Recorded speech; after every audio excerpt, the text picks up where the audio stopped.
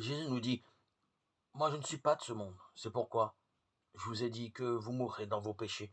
Car si vous ne croyez pas que c'est moi, vous mourrez dans vos péchés.» Jean 8, 23, 24.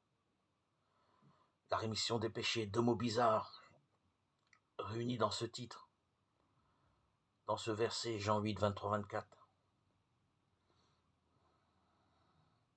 Il faut d'abord expliquer le deuxième pour comprendre le premier. Le péché, ce n'est pas une obsession réservée aux croyants ou à ceux qui sont mal dans leur peau. C'est le fait pour quelqu'un d'avoir manqué le but de Dieu dans sa vie, de ne pas avoir fait de sa vie ce que Dieu attendait de lui. Même une pensée d'orgueil ou de convoitise n'entre pas dans ce plan de Dieu. Cela a des conséquences.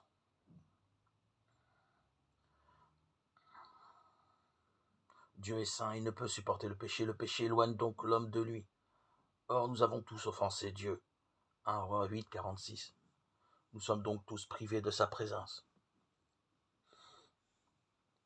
C'est là que le mot rémission prend toute son importance.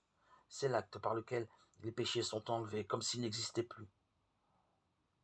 Autrement dit, ce mot renvoie au pardon accordé à celui qui se répand et croit que Jésus a été puni à sa place.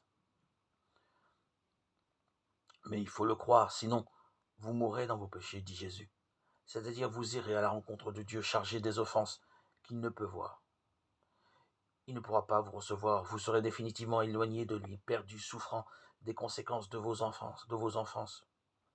Si quelqu'un ne croit pas personnellement que Jésus est le Fils de Dieu, venu pour expier nos péchés, il ne reçoit pas la rémission des péchés.